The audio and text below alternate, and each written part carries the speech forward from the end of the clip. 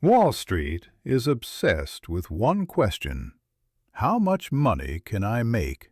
But one man asked a different question: how much money can I lose and still survive? He didn't predict markets. He didn't chase headlines. He didn't promise certainty. Yet when markets crashed, when fear flooded the system, his phone rang non-stop. Warren Buffett read his words. CEOs listened carefully, and billions quietly moved. His name is Howard Marks, and this is the story of the man who taught Wall Street to fear risk.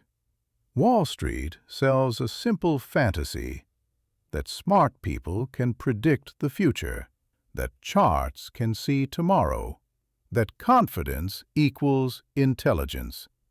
Howard Marks never believed that, because early in his career he noticed something strange.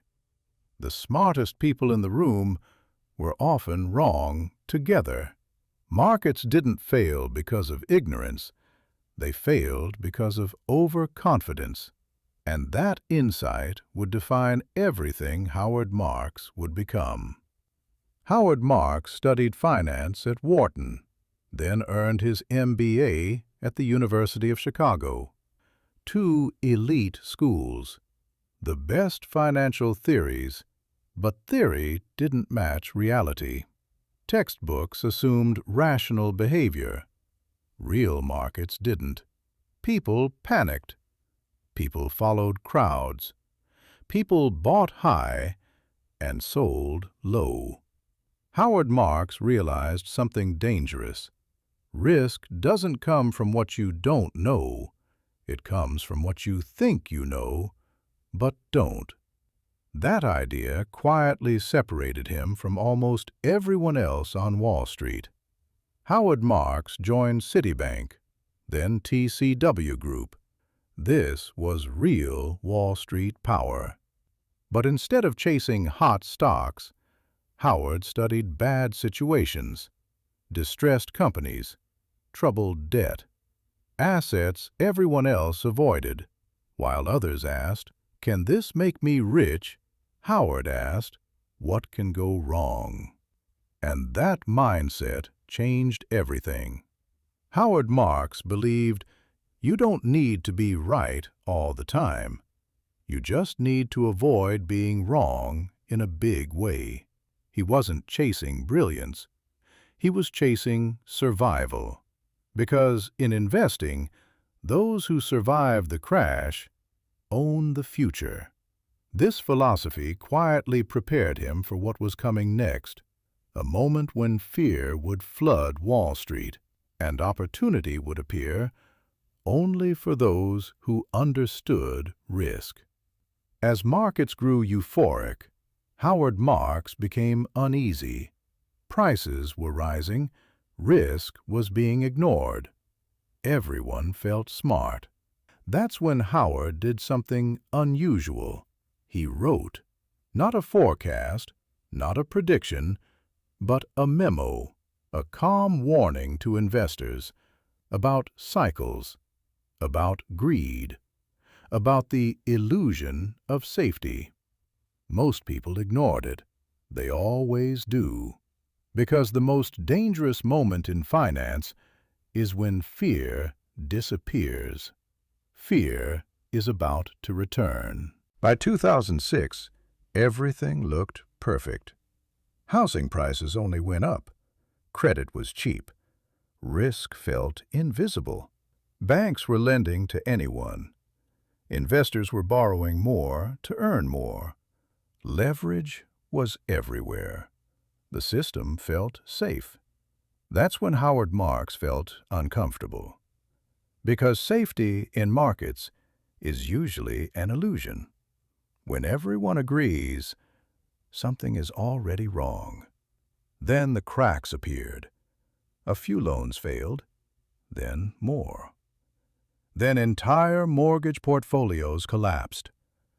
Wall Street tried to stay calm. This is contained. This is manageable. This is temporary. Howard Marks didn't believe that. He had seen this pattern before. When leverage meets panic, logic disappears. Fear spreads faster than facts. And once fear takes control, prices don't fall slowly. They collapse. September 2008, Lehman Brothers collapsed. Suddenly, no one trusted anyone. Banks stopped lending. Funds froze redemptions. Markets broke. People didn't want profits anymore. They wanted liquidity. They wanted survival. Assets were dumped at any price. Good companies, bad companies, everything. Fear erased value. And this was the moment Howard Marks had been waiting for. Buying in a crisis sounds brave. It isn't. It feels terrifying. Howard Marks knew something most investors forget. The best opportunities appear when confidence is gone. Not when headlines are positive, not when markets feel safe, but when people are desperate to sell. He didn't try to catch the bottom. He focused on margin of safety, buying assets cheap enough that even if things got worse, survival was likely. This wasn't gambling. This was discipline. During the chaos, Howard Marks wrote again, another memo. Not emotional, not dramatic, clear, measured, calm. He explained fear. He explained cycles. He explained why panic creates opportunity. People listened this time. Because when uncertainty peaks, clarity becomes priceless. Even Warren Buffett read every word. When the crisis passed, something became clear. Many investors were gone. They took too much risk. They trusted leverage. They believed the good times would last. Howard Marks survived. And survival changed into victory. The assets bought in fear became the foundation of massive returns, not because he predicted the future, but because he respected risk. The crisis proved one thing. Anyone can look smart in a bull market. Very few stay rational in a collapse. Howard Marks reveals the rules he lives by. Rules that matter not just in markets, but in life. After the crisis, the noise faded. Markets recovered. Headlines moved on. New investors entered, confident again. But Howard Marks didn't celebrate because he knew something most people forget. Crashes don't change human behavior. Time just makes people comfortable enough to repeat the same mistakes. That's why Howard didn't stop writing. He didn't want followers. He wanted readers who could think. Howard Marks believed one word mattered more than any other: risk. Not volatility, not headlines, not daily price movement. Risk meant permanent loss, overconfidence, ignoring what can go wrong. Returns were visible. Risk was hidden. And what's hidden is what destroys people. That's why Howard said, if you focus on risk first, returns take care of themselves. Everyone wants certainty. Market tops, market bottoms. Next big crash.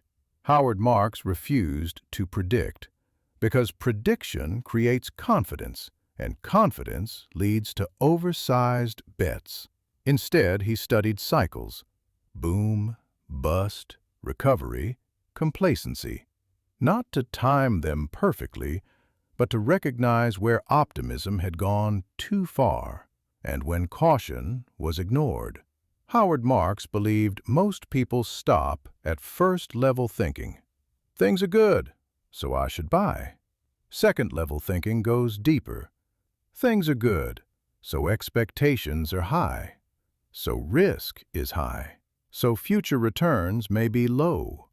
This is where great investors separate, not by intelligence, but by patience, by humility, by knowing what they don't know.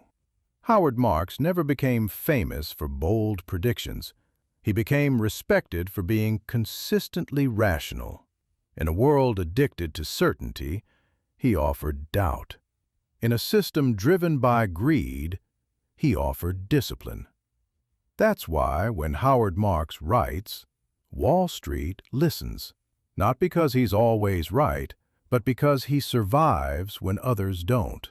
Markets will rise again, and they will fall again. That will never change. What matters is not how much you make when things go right, but how much you protect when things go wrong.